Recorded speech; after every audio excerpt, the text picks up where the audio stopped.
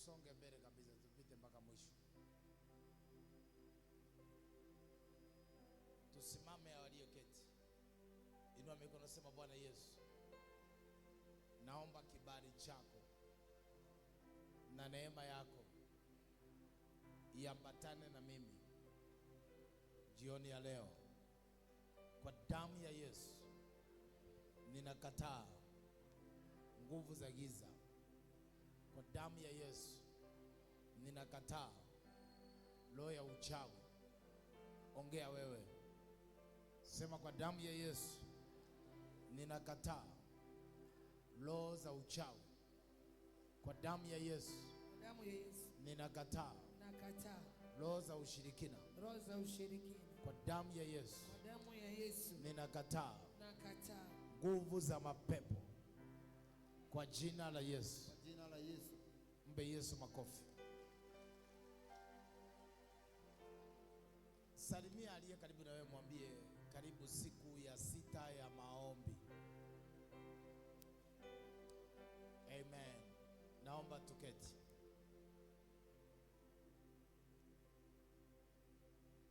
Ninachukua nafasi hii ya kipekee kabisa kuwakaribisha katika siku ya 6 ya maombi.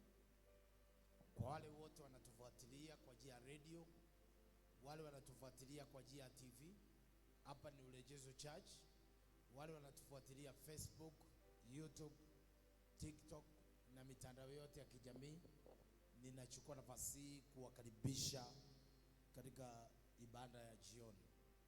Maombi yetu tutahitimisha Jumapili hii ya tarehe 25. Kwa hivyo watu wote ambao mko manyumbani, unaweza ukachukua nafasi na ukakuja na ukajiunga pamoja na sisi katika maombi haya. Katika maombi ya siku 12 ni maombi ya kufungua malango ya baraka 12 mwaka 2026. Na jana nilikuwa nafundisha lango la 7 ambao ni lango la neema, na nilisema nimeruka mlango ambao nitauongelea siku ya leo, mlango wa 6, ambao mlango wa 6 niliuruka ili niongelee mlango huo siku ya leo, ikiwa siku ya 6, siku ya 6 katika maombi. Na mlango wa 6 unaitwa mlango wa ushindi. Kwa wale mmejiunga na sisi kwa mara ya kwanza, nimefundisha milango 12 ya baraka, milango ambayo itakuwa wazi mwaka mzima. Na mlango wa 6 ni mlango wa ushindi, na huu mwaka tumeutabiria ni the year of victory, mwaka wa ushindi. Kwa hivyo kama ni mwaka wa ushindi, kuna vitu ambao unatakiwa ujifundishe kuhusu kushinda vita. Unawezaje ukashinda vita? Kwa hivyo leo nahitaji tujifundishe namna ya kushinda vita ya kiroho na watu ambao walishinda vita vya kiroho. Unawezaje kushinda vita? Jambo la kwanza, maisha ya kiroho ni maisha ya vita. Maisha ya kiroho ni maisha ya vita. Maana yake maisha ya wokovu ni maisha ya vita. Na ile siku ya tarehe 31 nilikutajia aina ya vita ambao utashinda. Nikakwambia utashinda vita. Utashinda vita ya adui zako, wale ambao wanapigana na wewe. Utashinda vita ya adui zako. Utashinda vita ya dhambi. Katikati yako na dhambi kuna vita kubwa sana. Maana yake utashinda hiyo dhambi. Sasa ili uishinde ni lazima uishi maisha matakatifu. Huwezi kusema nitashinda vita ya uchumi na utafuti. Huwezi kusema ya kwamba nitafanikiwa na hauna njia ya mafanikio. Ili ufanikiwe ni lazima ujue njia ya mafanikio. Kama haujui njia ya mafanikio, huwezi kufanikiwa. Tukasema utashinda magonjwa, tukasema utashinda mashetani. Huwezi kuyashinda mashetani kama haujui neno la Mungu. ukijua neno la Mungu unashinda mashetani yote ambao inakupiganisha. Kwa hivyo ili ushinde huu mwaka ni lazima pia ujue unashinda nini, vita gani unapigana nayo katika ulimwengu wa roho. Na tulijifundisha vitu hivi vyote tarehe 31 namna ya kushinda. Sasa leo nataka tufanye maombi ya ushindi, maombi ya kushinda. Lakini kabla hatujafanya hiyo maombi, naomba nikuonyeshe watu walioshinda vita. Mtu wa kwanza alishinda vita anaitwa Daudi. Daudi alipigana na Goliati akamshinda, akashinda hiyo vita katikati yake na Goliati. Goliati alikuwa anapigana na wana wa Israeli, aliwatishia. Daudi hakuwa mstari wa kwanza. Daudi alikuwa na ndugu zake walikuwa na nguvu ya kimwili na walikuwa ni wataalamu wa kivita tangu utoto wao, lakini hawakushinda vita yao katikati yao na Goliati. Goliati alidharau wana wa Israeli. Goliati alisema maneno mabaya juu ya wana wa Israeli. Na Biblia inasema ya kwamba Daudi akiwa kijana mdogo alikuwa anafuga kondoo wa baba yake Yese.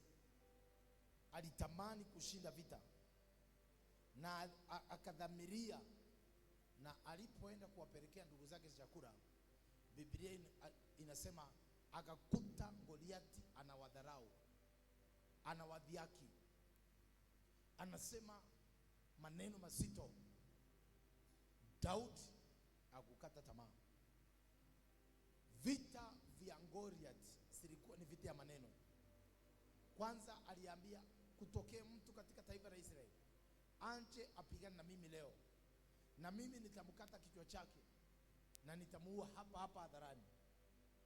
Na akatangaza hizo vita, akasema mimi akinipiga sisi wote tumepigwa, na mimi nikipiga huyo mtu nyinyi wote mmepigwa. Kwa hivyo wana wa Israeli wakaogopa sana hiyo jitu. Maneno iliyoashiriwa iliwasababisha waogope, wakaogopa kwa sababu ya maneno iliyoachiriwa. Hakuna kitu kibaya kama vita vya maneno.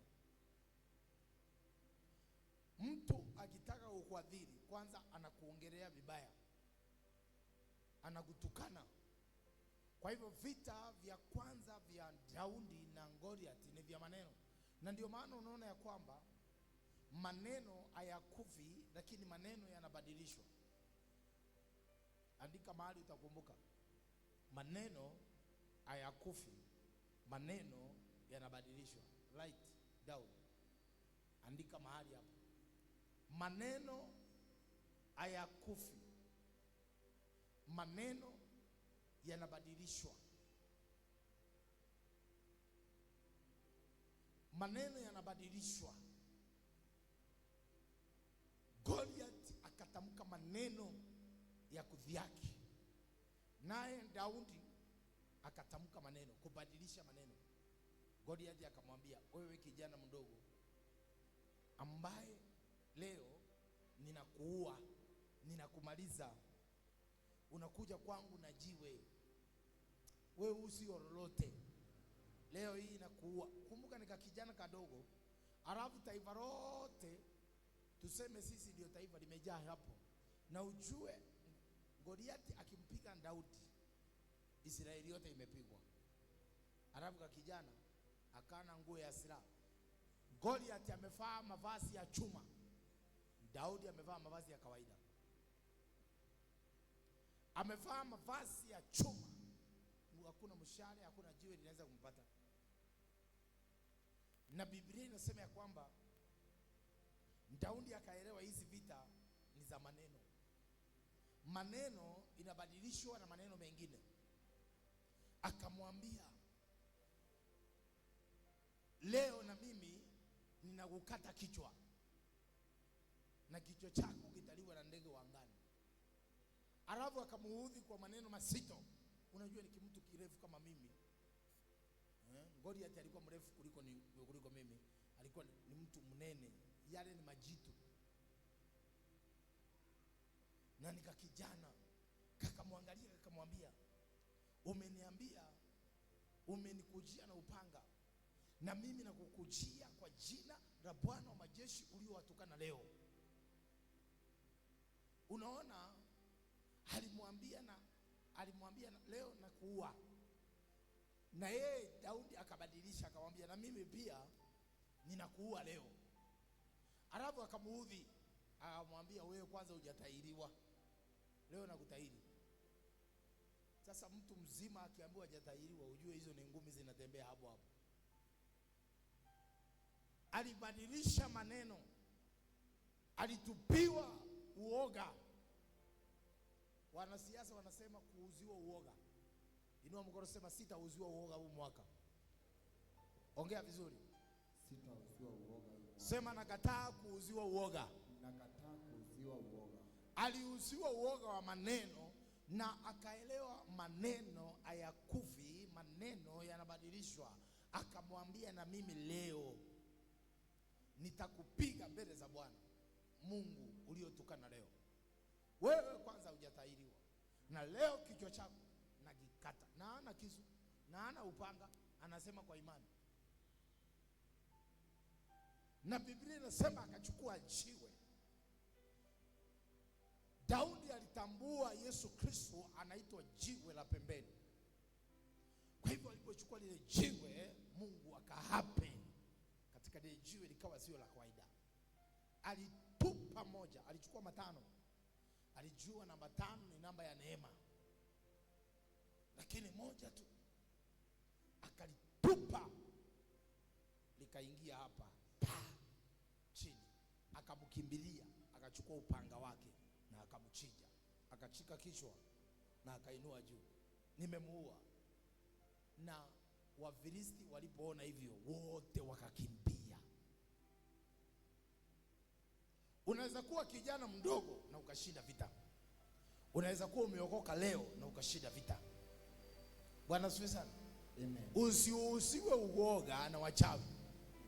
Mchawi akikwambia mwaka huu nitakuloga, na wewe hapo hapo mrudishie. Vita vya maneno vinarudishangwa na maneno. Mtu akikwambia wewe utakufa, hapo hapo sema sitakufa nitaishi. Utakufa wewe. Amen. Hello. Na ukiona ukimrudishia atakupiga kofi, nenda chooni. Kama unajisaidia, badilisha maneno yake hapo hapo chooni. Mungu wetu yuko mpaka ndani ya choo. Amen. Mungu wetu yuko ndani mpaka kuzimu. Amen. Yeye ni Jehova. Amina. Yuko kila mahali. Inua mikono sema maneno hayakufi. Maneno hayakufi. Maneno yanabadilishwa. Maneno yanabadilishwa. Inua mikono sema kila maneno walionitamkia ya kwamba sitafanikiwa, na yabadilisha. Mimi nitafanikiwa. Bate Yesu makoba. Mtu akikwambia wewe hautawahi olewa, usinyamaze na ukachukulia hiyo maneno kama ya kawaida, because maneno ni roho. Yesu anasema maneno ninaowaambia ni roho tena ni uzima. Amen. Mungu aliumba kwa maneno, hivyo maneno inaumba.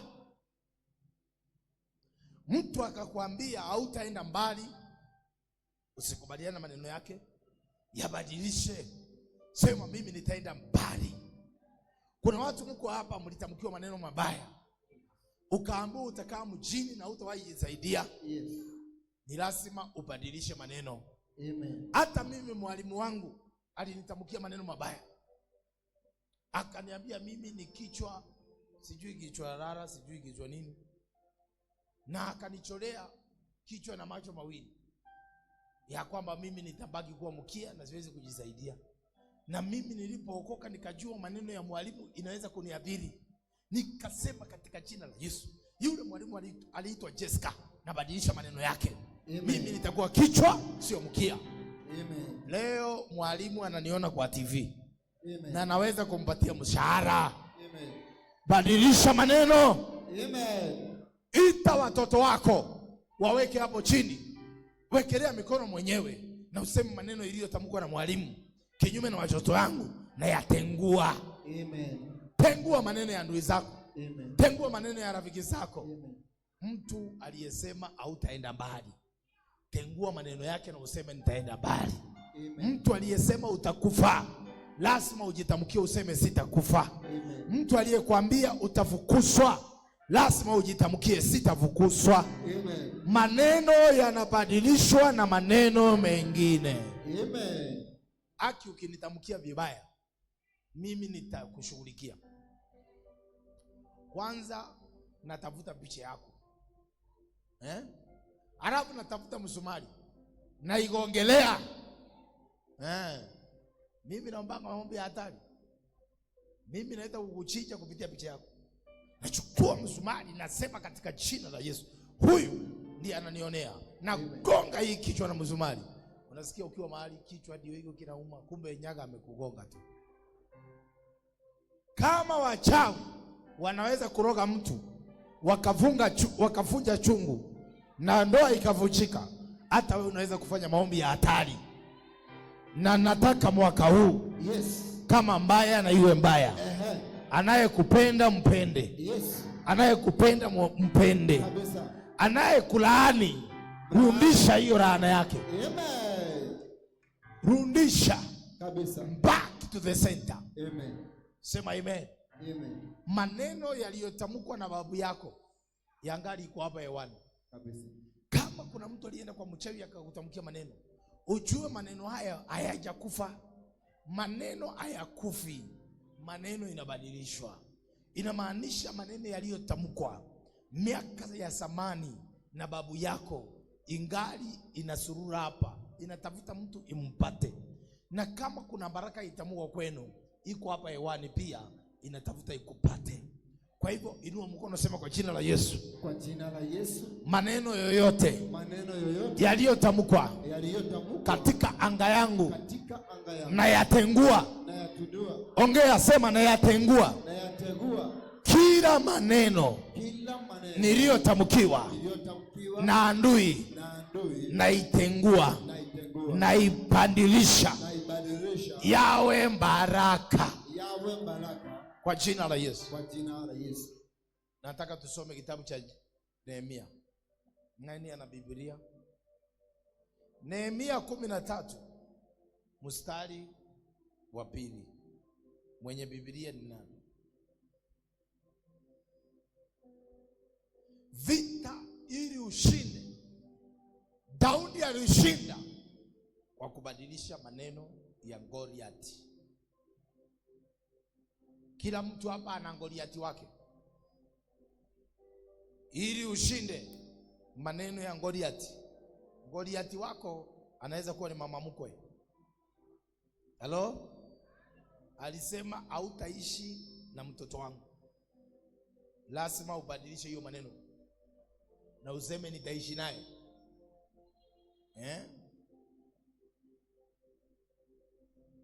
Biblia inasema hivi. Nehemia 13 mstari wa 2.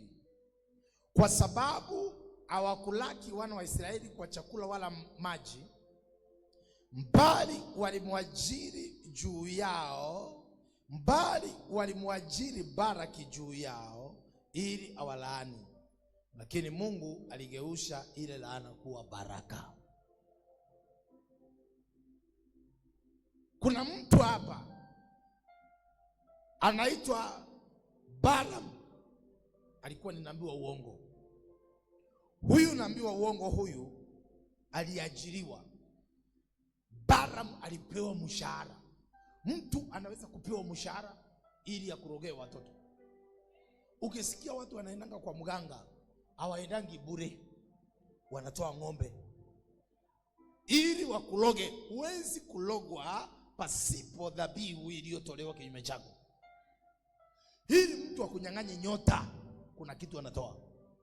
Walimwendea huyu Balaam, wakampatia mshahara, walimwajiri pesa mshahara ili alaani wana wa Israeli. Na Biblia inasema hawakulaki wana wa Israeli kwa maji wala kwa chakula, mbali walimwajiri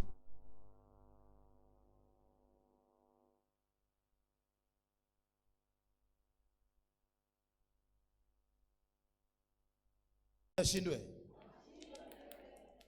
Haleluya. Kuna mahali ba Yesu asifiwe na kuna mahali ba shetani ashindwe.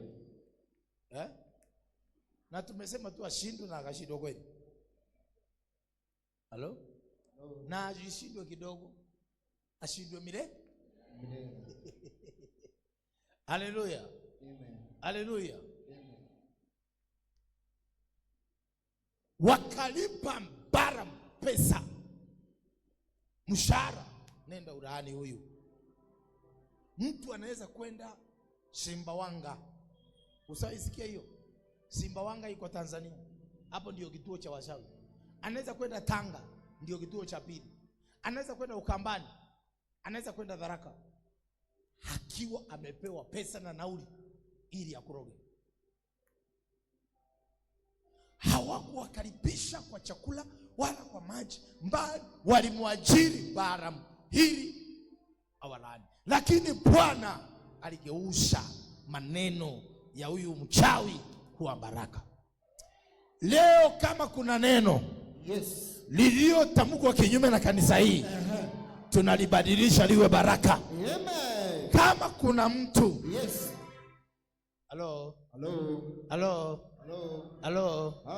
Halo. Mama mmoja aliwasha moto, alafu akaenda akasema niko katikati ya moto wa jiko, akaweka huko chini ya miguu, alafu akafanya hivi, alafu akakojolea, akasema hii familia vile nimekojolea moto umezima, nimeizima. Nasema kama kuna mtu alikojoa ili akuzime, asimwe mwenyewe, asimike mwenyewe. Inua mikono, sema asimike mwenyewe. Asimike mwenyewe. Watu ni wabaya. Watu ni wabaya.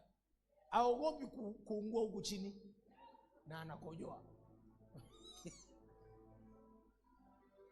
Anasema hiyo biashara ikufe kama vile moto una. Nikivikanga hapo ndio nafanyanga maombi ya kinabii. Naweza nikawasha jiko na mimi naisima. Na wewe saa nyingine fanya maombi ya hasira. Washa jiko, alafu isime. Na useme kwa jina la Bwana aliye nilaani, na sima laana yake. Amen. By force, by fire. Keti kwa kiti chako my friend. Maneno inabadilishwa na maneno mengine. Biblia inasema na Mungu akashika kinywa cha Balaam.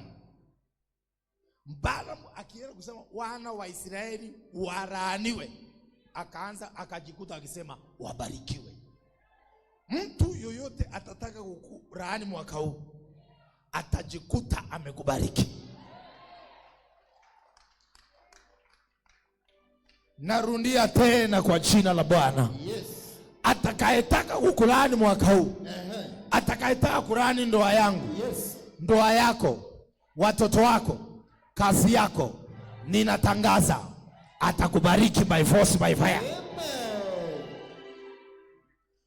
Inua mikono, sema mbali Mungu aligeuza. Geusha mkono, sema Mungu aligeuza yale maneno ya laana yakawa baraka. Sema kwa jina la Yesu, nageusha laana za maneno, nageusha maneno yoyote yaliyotamkwa kwa mganga, kwa mchawi, na yageusha yawe baraka. Wewe umebarikiwa. Wewe haujaraniwa. Ninakugeushia maneno leo. Kama mama yako alikulaani, kama baba yako alikulaani, mimi nikiwa baba wa kiroho ninakubariki leo. Chukua baraka hiyo. Mungu akageusha. Amina. Na Mungu apita nyaga anageusha leo. Amen. Kama kuna mhubiri, pasta yoyote alikuomba sadaka, Yes, ukamwambia sina, akakulaani, na mimi nimekubariki leo. Unajua kuna wahubiri pia wanalaani watu. Umehama hii kanisa, sasa utakuwa Kaini, au utawahi tulia kanisa. Hiyo laana ya kuwa Kaini ninaitengua siku ya leo. Amen. Wewe sio Kaini. Yes. Wewe hujalaaniwa. Amen. Wewe hautakufa haraka. Amen. Wewe umebarikiwa. Amen. Uwe ulilaaniwa na mwalimu, uwe ulilaaniwa na mama yako. Unajua pia kuna mtu alipata mimba, akamwambia kijana, hiyo mimba sio yangu. Na wewe ukasaliwa kwa mimba ya kukataliwa. Kuna maneno ilitamkwa. Na ulipoonekana na mama yako una mimba, mama akasema haki ya Mungu huwezi kuzalia hapa. Naye mama akakulaani kwa sababu umezalia nyumbani. Sasa umezaa wa kwanza, ukikaakaa mwingine. Kwa sababu kuna maneno ilitamkwa. Kuna kijana ulikuwa naye katika mahusiano, akakwambia umeniacha, tutaona, na wewe utawahi olewa. Wewe ukadhani ni maneno ya kawaida, kumbe yamkini alikuwa ametoa sadaka kwa mganga, na akasema wewe hautawahi olewa. Umenikataa, umeniacha, tutaona, hautaenda mbali. Umenikataa mimi, hutawahi pata mwingine kama mimi. Ni maneno hayo. Tukiachana na wewe utateseka, na ukanyamaza na haukutengua hiyo maneno, leo unaendelea kuteseka. Kuna kamtu kalikutamkia maneno. Kuna mtu alikwambia nitakuoa, nikubalie tu. Alipokutoa umbikira akasema sikujui. Na kutoka hapo ni kisirani. Kila mtu unampata anataka mapenzi. Ni lazima ushughulikie maneno ya kwanza ya mahusiano. Amen. Ile maneno ya kwanza ndiyo kifuniko kinaofunika. Watu wanataka kuja, lakini una mfuniko wa maneno ya kiganga inaozungumza kwao. Imekufunika, sura imefunikwa. Wewe ni mlembo, lakini utaishia kama maua.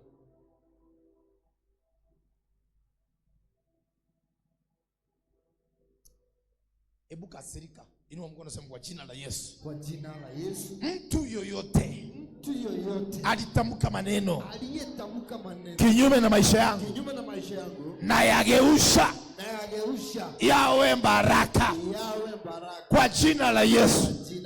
Maneno yoyote yaliyotamkwa kinyume na Apostle Peter Nyaga, na yageusha. Maneno yoyote yaliyotamkwa kinyume na Urejesho Church, na yageusha kwa jina la Yesu. Yawe baraka, yawe baraka, yawe baraka. Daudi akageusha maneno ya Goliathi.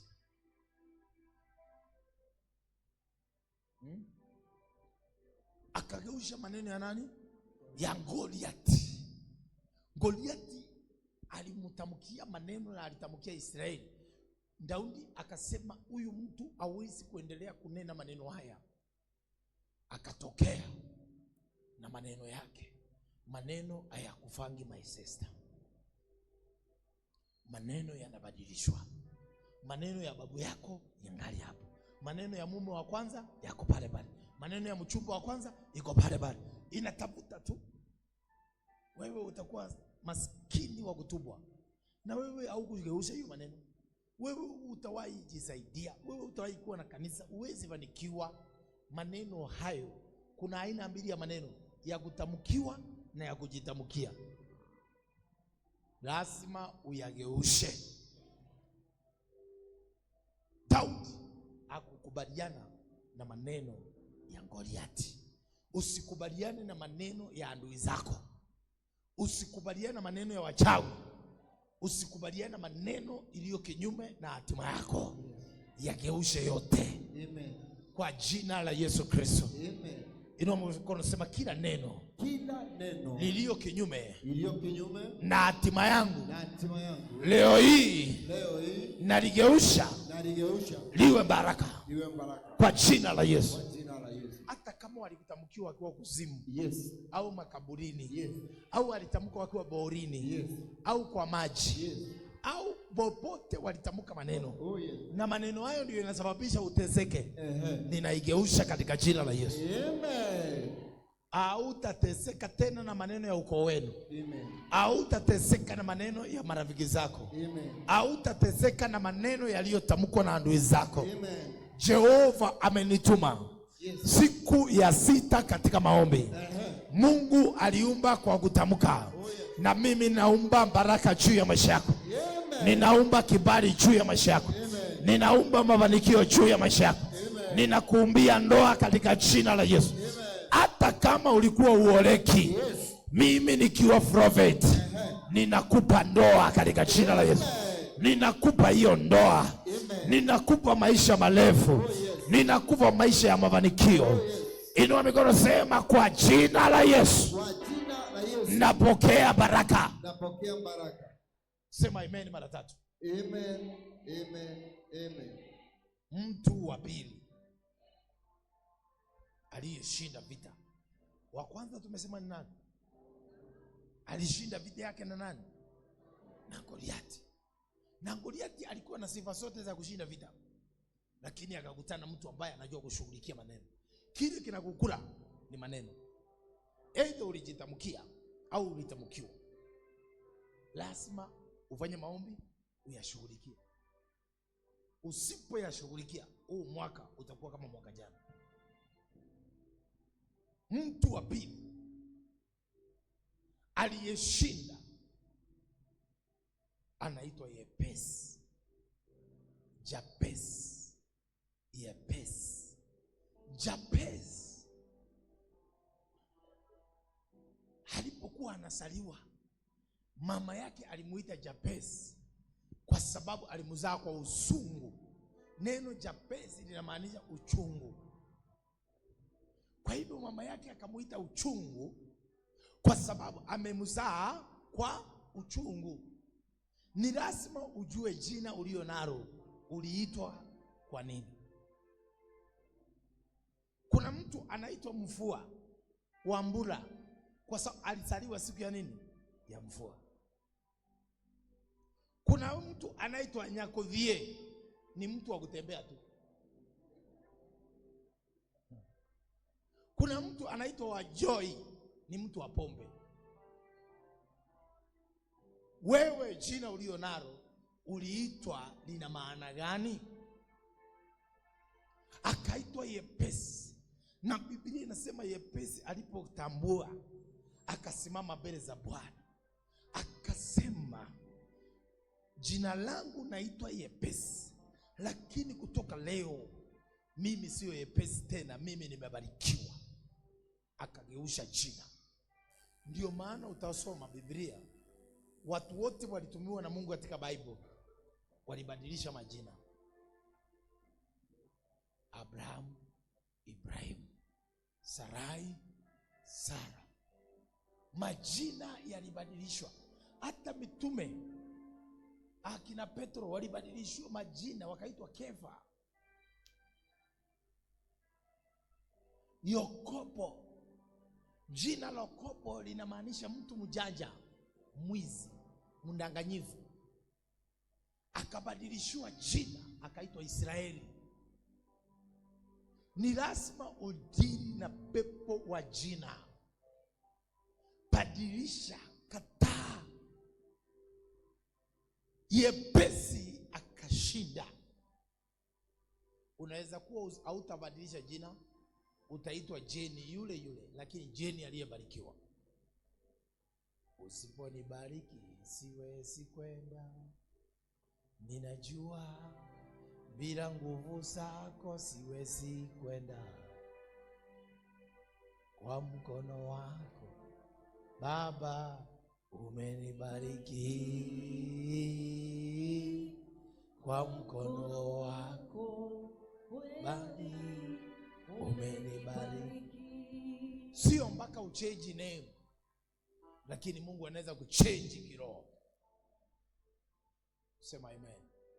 Sema Mungu, ulibadilisha maisha ya pesi na akashinda, na mimi nitashinda.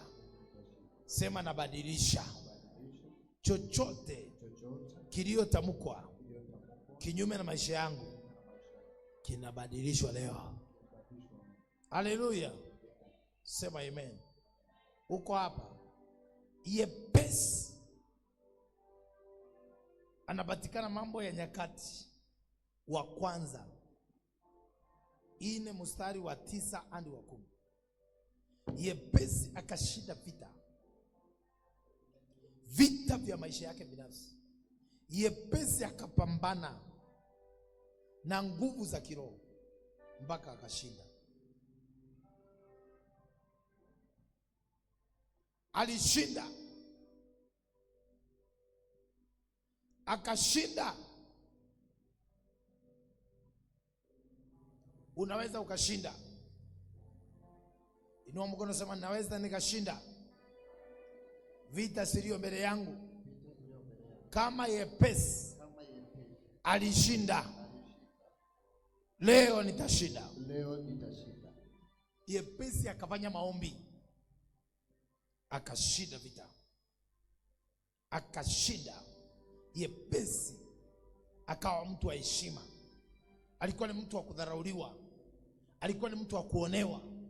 Akashinda vita, akaishinda na akashinda. Haijalishi ni vita gani uko nayo, unaweza ukaishinda. Unaweza ukashinda hiyo vita. Mtu wa tatu aliyeshinda vita anaitwa Filipo. Filipo alishinda yule mchawi.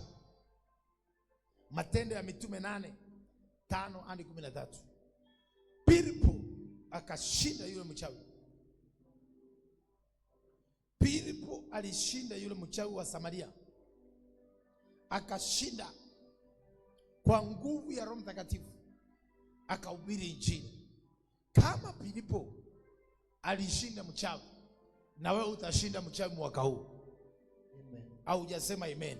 Amen. Sema kama Filipo alishinda yule mchawi, na mimi nitashinda wachawi kwa jina la Yesu. Akashinda yule mchawi, akashinda. Paulo akashinda adui zake.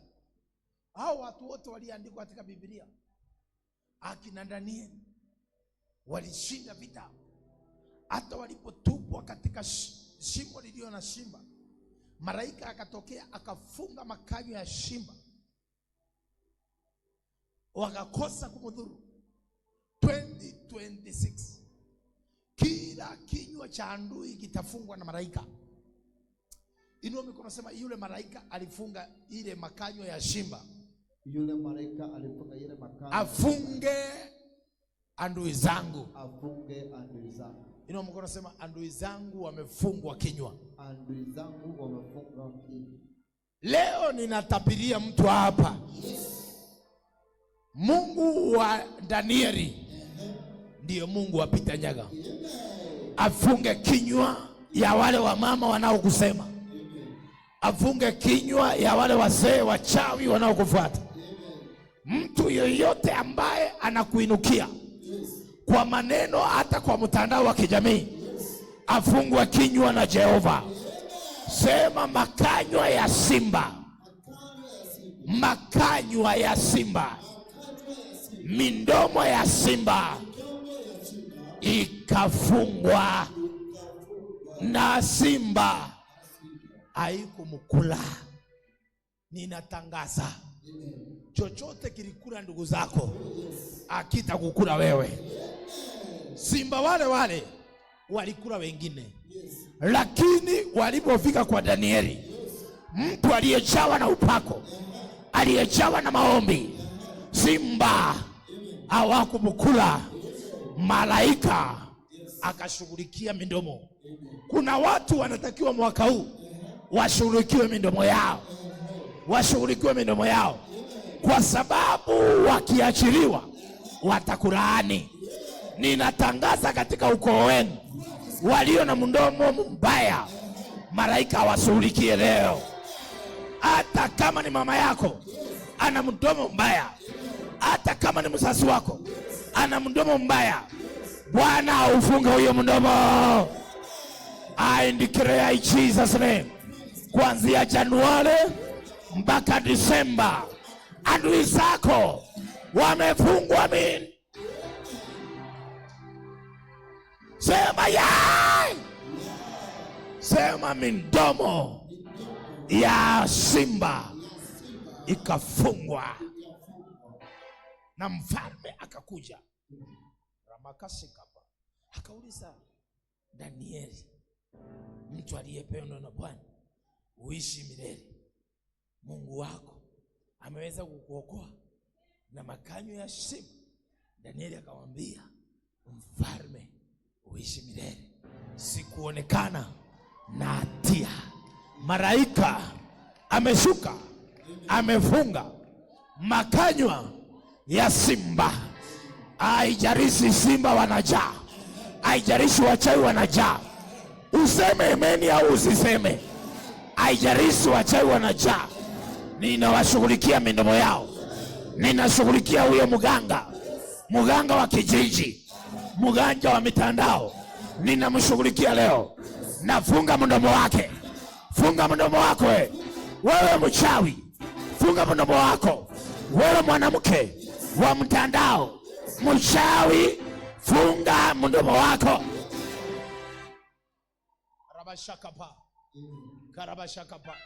Kila mtu shika mdomo. Shika mdomo. Shika mdomo. Sasa utaongeaje? Sema. Sasa ushike alafu uachie. Ushike. Sema kwanzia leo, vile nimefanya, adui yangu na mfunga mdomo. Huyo mdomo ufungwa. Kati geukia neighbor, mwambie funga mdomo wangu. Mambo ya kuniongea na kunijadili, funga mdomo. Mambo ya kusema sijui hii kale kabindi kanakaa kama maraya, funga mdomo wewe. Funga mdomo huo. Ukiona mtu kule anaelekea, mwambie funga mdomo. Hapo funga mdomo. Funga huyo mdomo. Ati unataka kuongea nini? Funga mdomo. Na usipofunga na ufunga mimi. Sema amen. Mungu akashughulikia kinywa. Walikuwa naona lakini hawawezi kula. Mdomo umefungwa. Kuna watu watakuona hivi. Wataona harusi. Walipoongea harusi iliahirishwa. Walipoongea uchumba ulianguka. Walipoongea biashara. Funga hiyo midomo. Hata wewe mwenyewe usiongee sana. Maneno machache, kazi kubwa. Andika hapo. Maneno machache, kazi kubwa. Andika. Maneno machache, kazi kubwa. Usiongee sana huu mwaka. Kwa sababu kuna watu wanataka kuongea na wewe na wanataka wakuharibie. Usiambie kila mtu siri zako. Kuna vitu vingine vivunike kama nyumba. Wakati watu wanajenga mijengo, wanavunika na mabati. ili watu wasione msingi, wataona ngorofa ikiwa juu.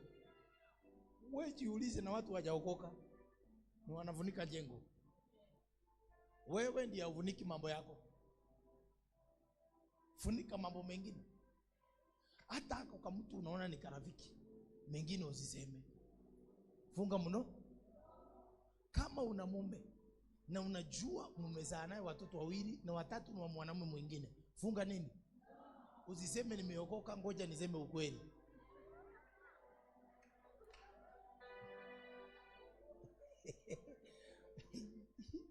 Wewe funga nini? Umetoka nje ya ndoa, funga nini? Ukisema tu ngoja nikiri, imeisha.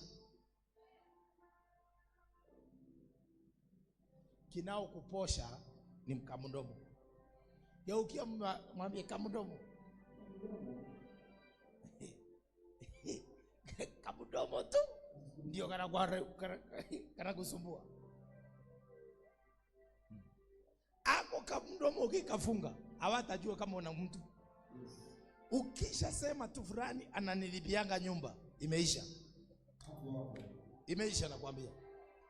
Mwaka huu ukipewa hela, funga nini? Usionge. Wengine ni wachawi, watakurogea huyo mlango. Hata ukija ofisini kwangu nikubariki na hela, funga nini?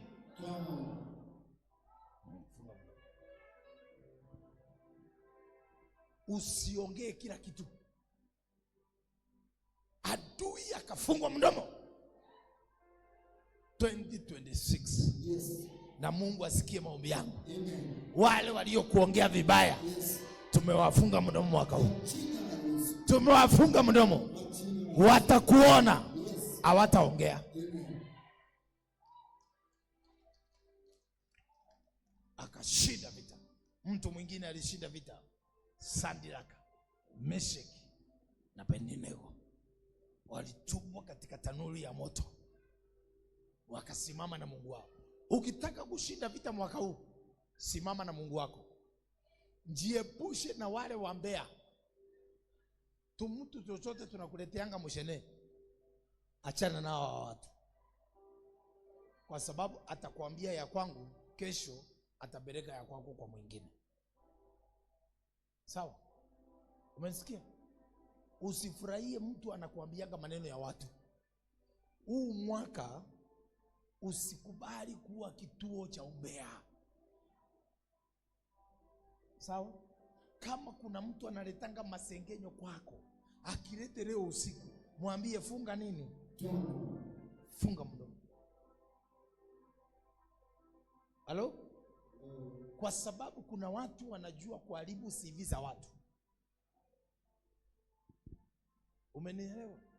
Shadraka, Meshaki na Abednego wakatupwa katika tanuru iliyojaa moto. Biblia inasema wakasimama na Mungu wao. Kuna time Mungu wako anatakiwa kutetea, na wakasema hata asipotutetea atabaki kuwa Mungu. Halo? Sio kila wakati Mungu anakuteteanga. Kuna wakati Mungu ananyamazanga. Mimi nilifungwa gerezani na nilikuwa nimetoka kuomba siku 40. Tumefunga kanisa siku 40, tunaombea kiwanja ya kanisa na kesi tunaishinda, na natabiri kila siku tumeshinda kesi, kwenda mahakamani. Nikafungwa. Na nikapigia baba yangu wa kiroho Bishop Kitonga, kabla sijanyang'anywa simu, nikamwambia baba, naingia gerezani, najua unajuana na rais, si upige simu kwa rais niachiliwe. Akaniambia, kijana, Mungu unayetumikia akuokoe. Akia nani?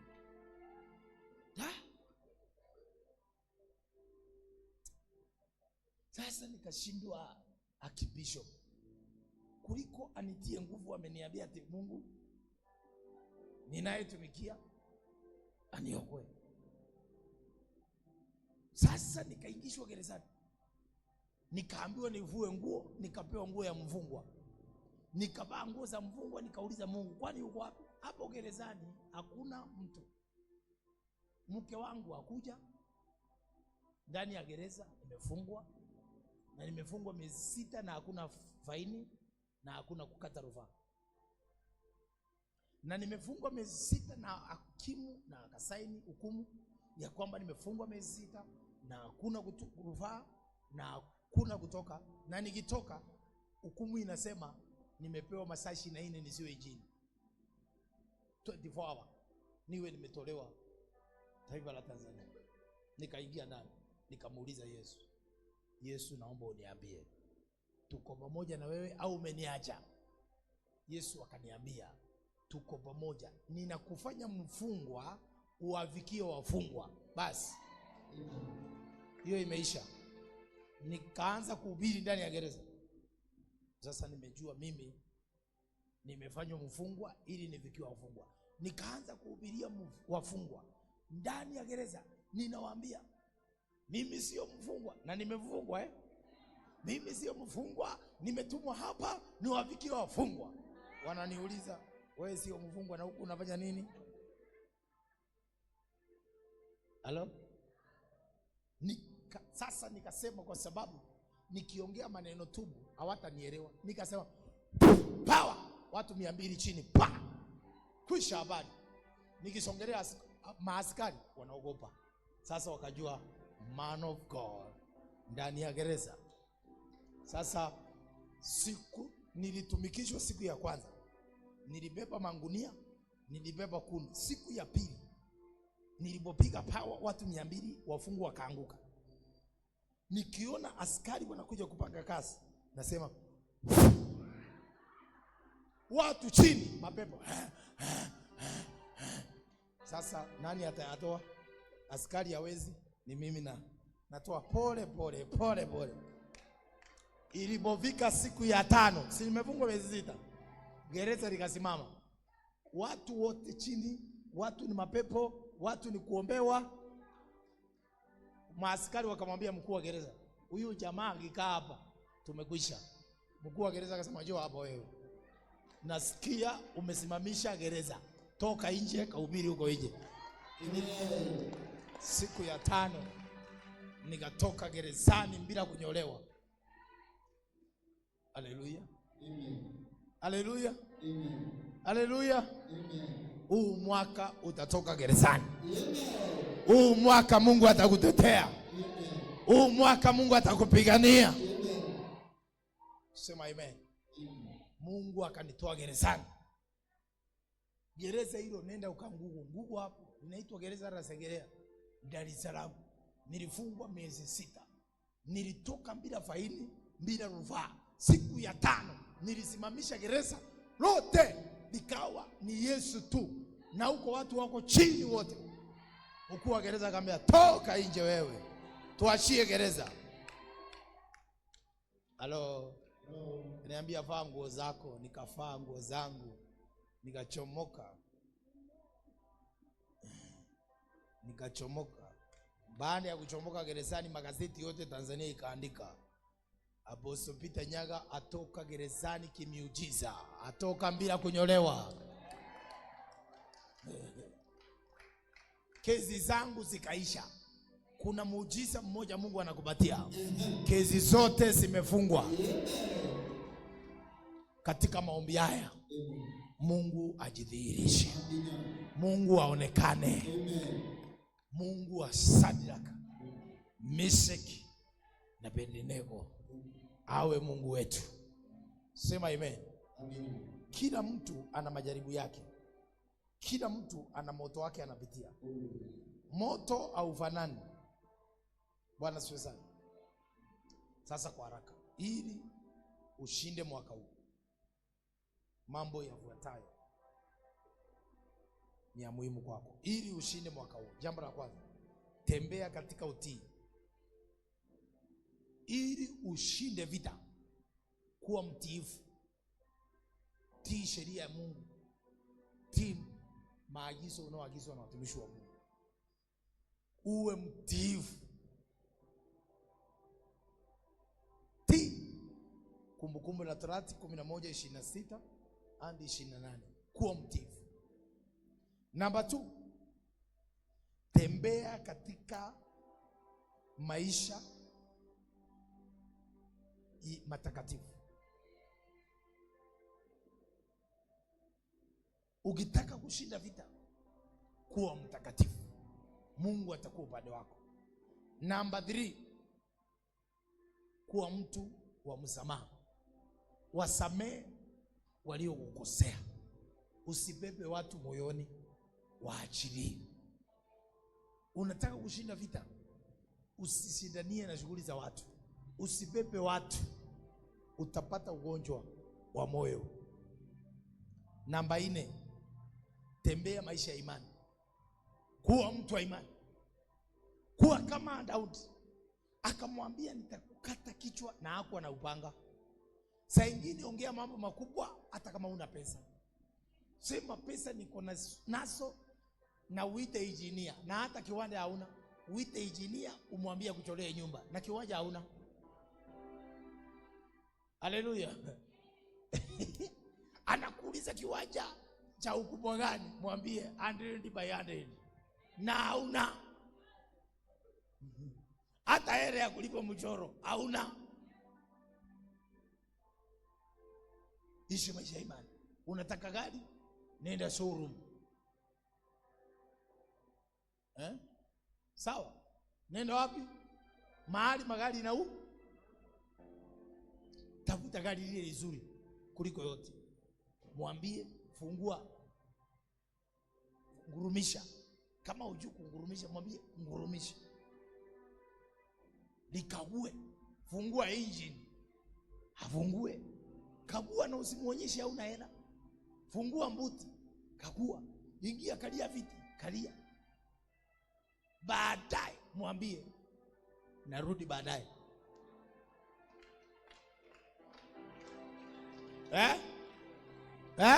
Yes. Narudi Baadaye. Narudi baadaye. Sasa baadaye inaweza kuwa saa 8, baadaye mwaka kesho, baadaye miaka 10. Ni imani. Baadaye. Geukia mtu mwambie tuonane baadaye. Hautanijua. Sema amen. Narudi baadaye. Na hujadanganya, hiyo sio uongo. Baadaye inaweza kuwa miaka 50. Ni baadaye. Bwana asifiwe sana. Unampenda Yesu? Unampenda Yesu kabisa? Sema amen. Utashinda vita vyote. Kwa hivyo unataka kushinda vita katika maisha yako, ni lazima ufuate hayo mambo. Utembee katika imani. Waibrania 11:6. Pasipo imani huwezi kumpendeza Mungu. Mungu anapenda watu wa faith. Watu wanaongea mambo makubwa. Ya 5, tembea katika umoja. Tembea na wanaotembea kule unatembea.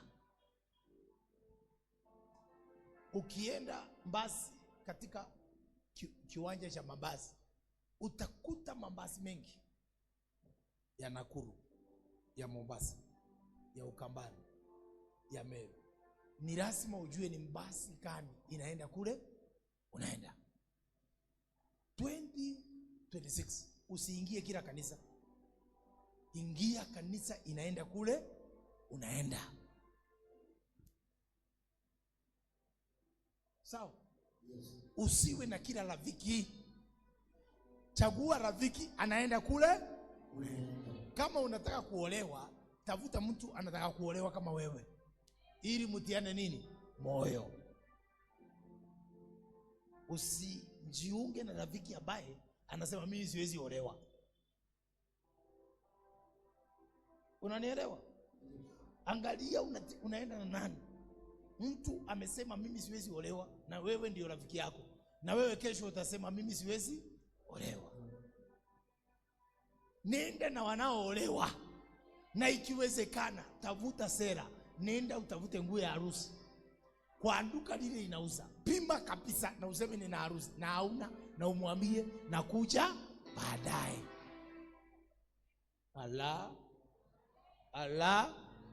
Ala. Geukia mtu mwambie naandaa kadi za kamati na hakuna harusi.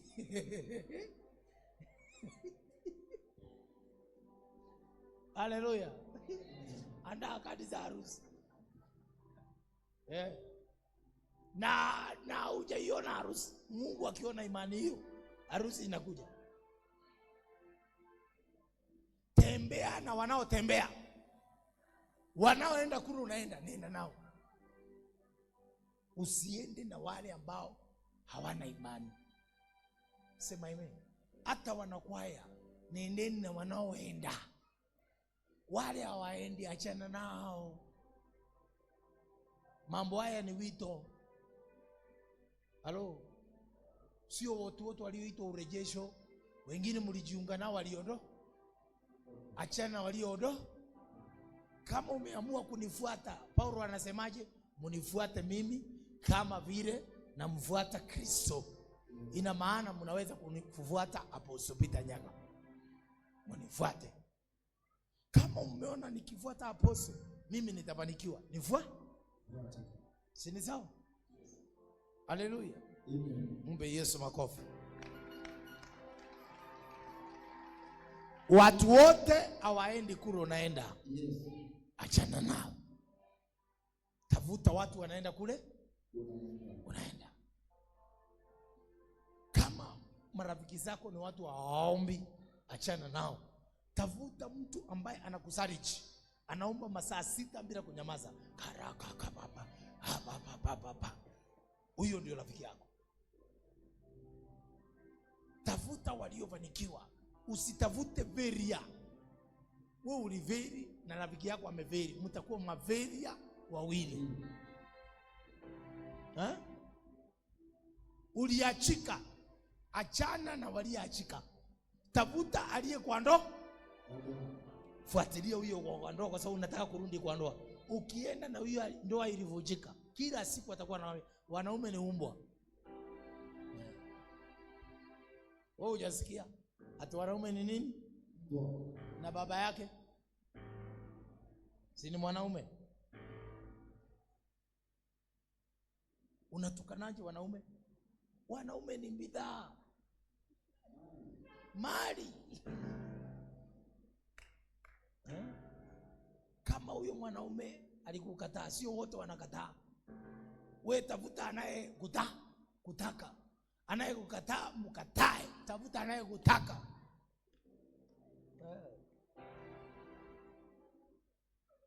Wewe ulizaa miaka 40 hiyo na unang'ang'ania mwanaume na ana mke wake. Achana huyo. Tafuta mwingine wa kumaliza uzeeni.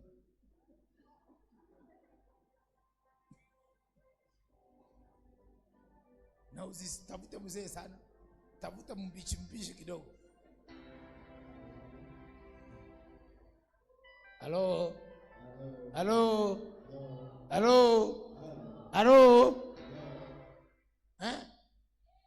Uwezi umechelewa kuolewa, alafu unatafuta baba wa watu aliyechoka. Tafuta kijana akushughulikie uliveji. Ili kile ukufanya miaka 30, ufanye hata siku 2.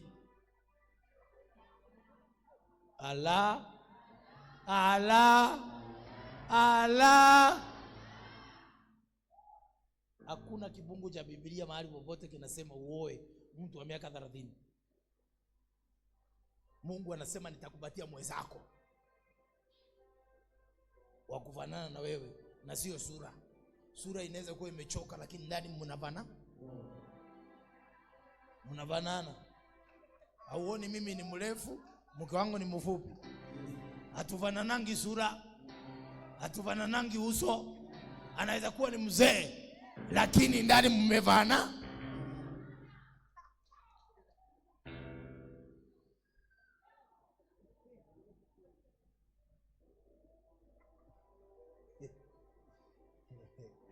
Mbe Yesu makofi wewe. Sema kuanzia leo ninaenda na wanaoenda. Unataka kutafuta mali? Tafuta watu wametafuta nini? Mali na wakapata.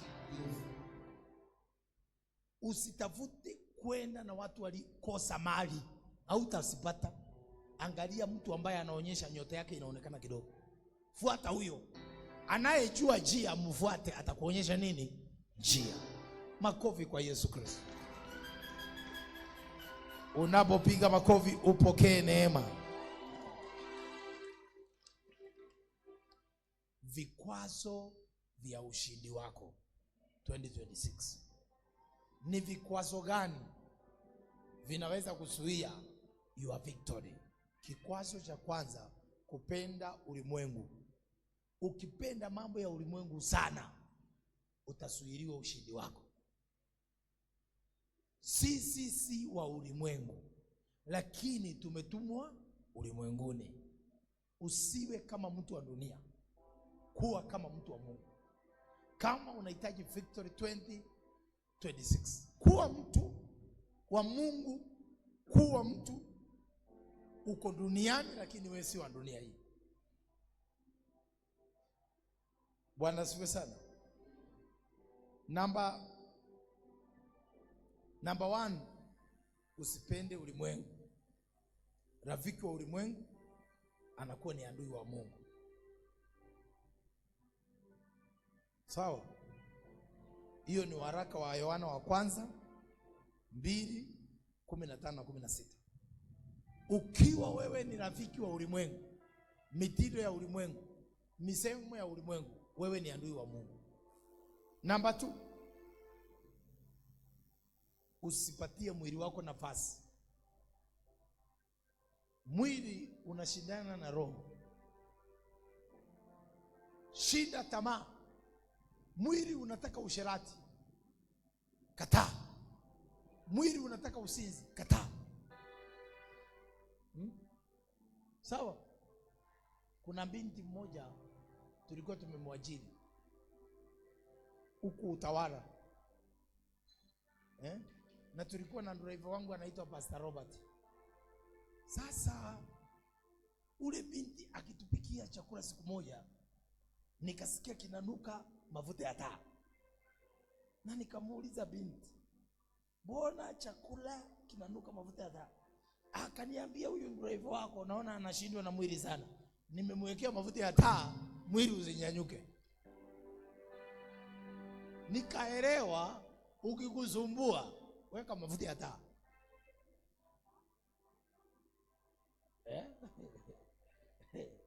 Sasa hata sisi ambaye hatukusumbuliwa na mwili tukakula wote tukaweka mafuta ya taa. Hata mrithi bila kujua akakula. Kwa hivyo kama usawa ienda mahali ukute chakula ina harufu ya mafuta ya taa, ujue kuna mtu anashughulikia mwili na amesababisha wote. Halo? Sema sitaupatia mwili nafasi. Warumi 8:8-13. Warumi 8:8-13. Usishindwe kuomba. Ukitaka kushinda vita, kuwa muombaji. Usishindwe kuomba. Omba usiku, omba mchana, omba kanisani. Hakikisha usikae mbali na fellowship.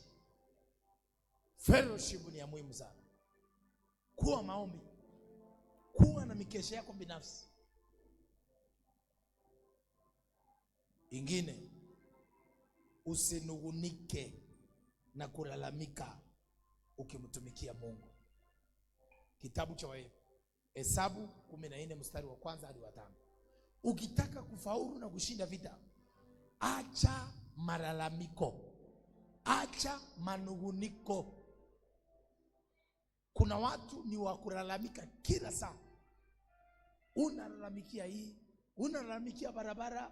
Angalia barabara sina mazimu na hauna gari. Hata kondi ya barabara ulibangi, tunalibanga sisi wenye magari. Sisi wenye magari ndio tunalipa bima, tunakunywa mafuta, Sasa wewe unaanza kulalamikia barabara na hauna gari. Kisio kuuzu asana nacho. Usiwe mtu wa kunungunika. Usiwe mtu wa kulalamika. Acha kulalamikia mumeo. Saa nyingine msivie. Hata kama hana sifa, msivie hivi. Halo? Roho ya malalamiko kanisani. Roho ya malalamiko unaambukisha wengine malalamiko yako. Achana nayo mwaka huu. You need victory, achana na malalamiko. Ingine ya ngapi? Ya 5.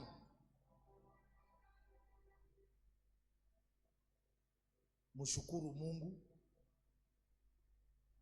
kwa kila jambo. Kama wewe sio mtu wa kushukuru, huwezi kushinda vita. Ukitaka kuwin the battle, just shukuru Mungu. Hujapata, shukuru Mungu. Umepata, shukuru Mungu. Number 6.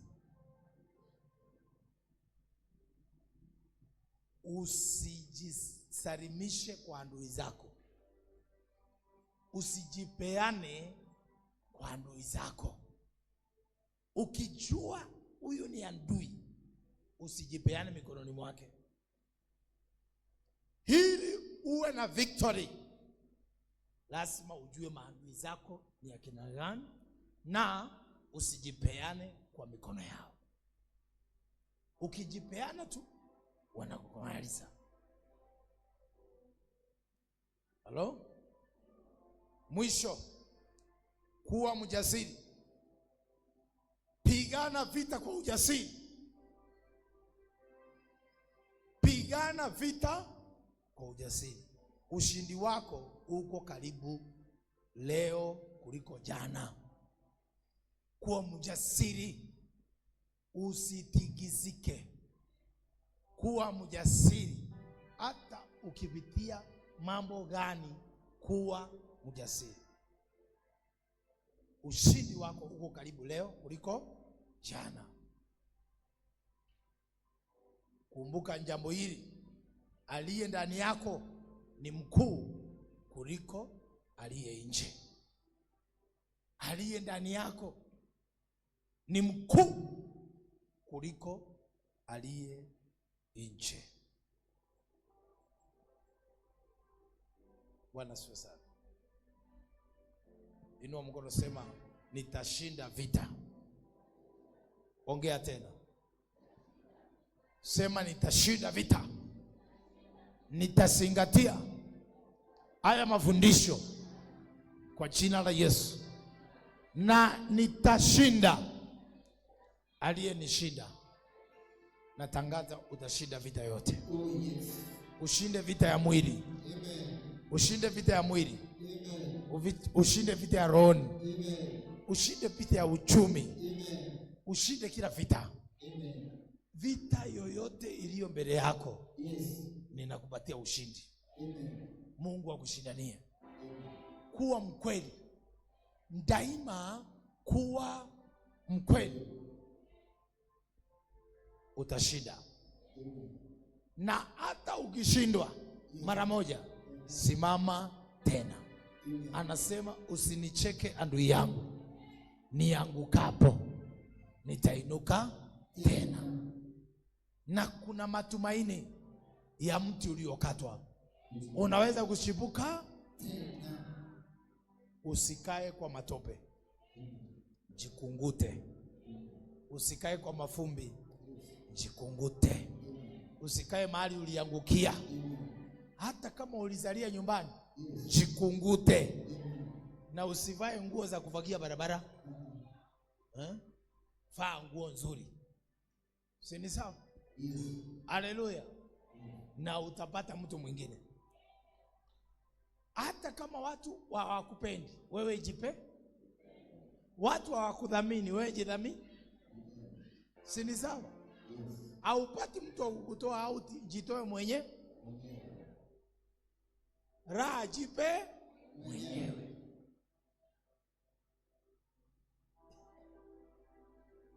Haleluya. Saa ingine nunua soda na ukunywe mwenye, kwa sababu hatukunywe mbia. Wale wa dunia wanasema wanamwagilia moyo.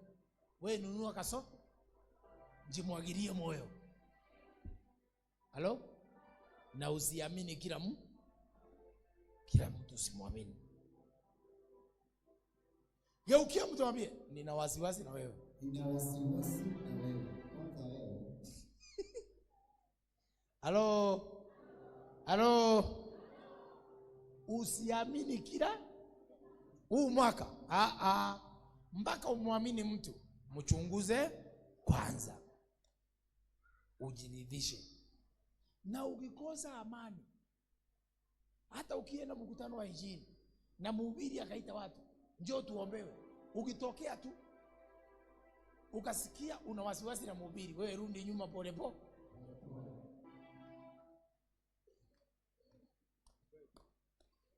Hekima. Sema hekima. Si ni sawa? Yes. Simama na miguu yako. Wangapi wameelewa somo la leo? Somo la ushindi. Walishinda vita, tutashinda vita. Haleluya. Daudi akauliza, nifuate. Bwana akasema, fuata utapata vyote. Inua mikono, sema kwa jina la Yesu. Adui yoyote namfuata kwa jina la Yesu. Arejeshe mali zangu, arejeshe kibali changu, arejeshe mafanikio yangu kwa jina la Yesu. Ninatengua kila neno la kichawi, la uganga, la ushirikina kinyume na maisha yangu. Laana yoyote iliyotamkwa kwa bahati mbaya kwa maisha yangu, naipiga, naitengua, naibadilisha. Anza kupiga makofi ukibadilisha laana kwa jina la Yesu. Maneno mabaya inaharibu moyo. Kila neno mbaya waliokutamkia, neno mbaya waliokuzungumzia, tunaligeusha, tunaligeusha, tunaligeusha, tunayageusha. Ramakasaka kapasika, ramashi, ramashi, ramashakapa, ramashakapa, ramashakapa, rabashakapa, rabashakapa. Ninatengua maneno yote waliokutamkia, ninayabadilisha.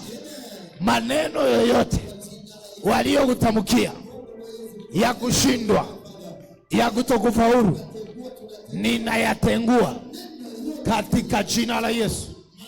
Rabashakapa, rabashakapa, rabashakapa, rabashakapa, katika jina la Yesu. Inua mikono juu. Sema leo, sema leo, ninatangaza, ninatangaza vita na adui zangu. Leo natangaza vita na wachawi waliozuia hatima yangu, na wapiga. Natangaza vita. Inua mikono, sema leo natangaza vita na yule mganga na yule mchawi kwa jina la Yesu. Tangaza vita ukipiga makofi, mpige huyo mchawi. Pige kwa jina la Yesu. Natangaza vita na adui zangu. Natangaza vita na watu ambao wanaonifuatilia, na wapiga kwa moto, na wapiga kwa moto, na wapiga kwa moto. Ramashaka pasi, ramashaka, roshakapa, roshakapa. Natangaza vita na wachawi wa Nairobi. Natangaza vita na washirikina wa mji huu kwa jina la Yesu. Walioshikilia mali zetu, waachie mali zetu, waachie ndoa zetu, waachie mafanikio yetu. Natangaza vita na wachawi wa mji. Rakasata Ramashakapa. Inua mikono juu. Sema kuanzia sasa, ewe Januari unipatie baraka. Februari unipe baraka. March and in December, April unipe baraka. Kwa jina la Yesu ninaondoa mikosi mbele yangu, barabara yangu iwe wasi. Fungua njia yako, kataa mikosi, kataa mikosi, kataa mikosi. Ramashete Ramashata Koramashete.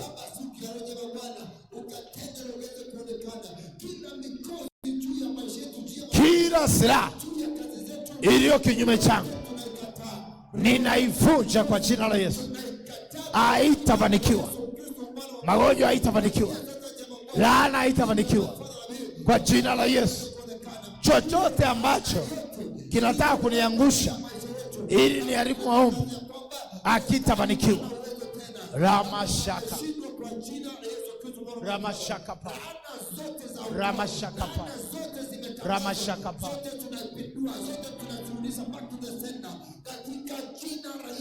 Kwa jina la Yesu. Inua mikono, sema kwa jina la Yesu. Sema kwa jina la Yesu. Kwa jina la Yesu. Nakataa kuonewa. Nakataa kuonewa. Roho ya maonevu, roho ya kuonewa na ikataa. Na ikataa. Mimi si wa kuonewa. Kwa jina la Yesu. Hakuna laana, hakuna silaha ya uchawi itakaofanikiwa mwaka huu kwa maisha yangu. Mimi nimebarikiwa. Mimi nimebarikiwa. Mimi nimebarikiwa. Mimi nina afya. Mimi nina kazi. Mimi nina pesa. Mimi nina huduma kwa jina la Yesu. Roho ya kushunguka mahali pamoja na ikataa. Bate Yesu makofi. Unapopiga makofi ushindi unao. Unaposhangilia, I declare victory for your life. I declare victory for everything. Nakutangazia ushindi. Ninakunyanyua mkono juu. Ninauinua juu. Kuanzia sasa, wewe ndiye mshindi. Wewe ndiye mshindi. Ninakutangaza tena. Ninakushika mkono. Ninakuinua juu. Ninatangaza 2026. Wewe ndiye mshindi. Wewe ndiye mwenye pesa. Wewe ndiye mwenye nyota. Nakushika mkono. Ninatangaza ndoa yako haitasuiliwa mwaka huu kwa jina la Yesu. Wewe ni mshindi. Sema mimi ni mshindi. Sema mimi Peter Nyaga. Taja jina lako. Sema mimi. Weka jina lako. Sema mimi Peter Nyaga. Mimi ni mshindi. Mimi ni bilionea. Mimi nimebarikiwa. Mimi sitakufa. Mimi si mgonjwa. Mimi si madeni. Mimi si maskini. Mimi ni mtumishi wa Mungu. Nimebarikiwa. I bless your life. I bless your life. Nikikubariki mimi, hakuna atakaye kulaani. Ninawabariki wote. Ninawabariki wote. Hamtalaaniwa. Ninawabariki wote. Ninatangaza mchawi wako amekufa. Sema afe kwa jina la Yesu. Hautachanganyikiwa. Hautataberiwa. Hautachanganywa na watu. Kuanzia leo ninawaondoa walitaka kukuondoa. Waliotaka kukuondoa before wakuondoe, ninawaondoa waliotaka kukuondoa kwa nafasi yako, ninawaondoa kwa nafasi zao. Sema amen. Maneno niliyokuambia ninayapiga muhuri kwa damu ya Yesu, hayatabadilika. Wewe ni mbarikiwa. Sema amen. Geukia mtu mwambie, kama ni mwanamke umwambie yes madam, kama ni mwanaume mwambie yes sir, mwambie yes sir, mpigie saruti, mwambie yes sir, yes madam, wewe ni mbarikiwa. Mwambie umebarikiwa, umebarikiwa. Mwambie ondoa uso mweusi, wewe umebarikiwa. Hata kama huna pesa umebarikiwa. Baraka inaleta pesa, baraka inaleta afya, baraka inaleta magari. Mimi nimekubariki. Kama kuna mtu alikulaani, na mimi nimekubariki. Alivua nguo, nimevaa nguo, nimekubariki. Shangilia jina la Yesu. Sema sijalaaniwa, nimebarikiwa. Sema amen. Sema amen. Kumbuka neno la prophet, nenda na wanaoenda kule unaenda. Si sawa? Kama unajua huyu atuendi njia moja, achana. Yaani kila siku unapembeleza mchumba na hataki kuelekea kwa ndoa, achana naye, anakupotezea time. Sema amen. Akija anayeenda kule naenda, hata kama ni kiwete nenda naye. Si viwete wanaoanga. Haujawahi ona kama mtu kanaenda hivi na kanafunga ndoa, na wewe hauendi hivyo, hujafunga ndoa, sio miguu. Halo? Yes. Halo? No. Kuna viwete na matajiri. Kabisa. Sawa jamani? Yes. Haleluya. Amen. Wewe kitu kikubwa ni Mungu akupatie saizi yako. Amen. Upewe nini? Saizi yako. Kuna saizi zingine umechagua sio yako.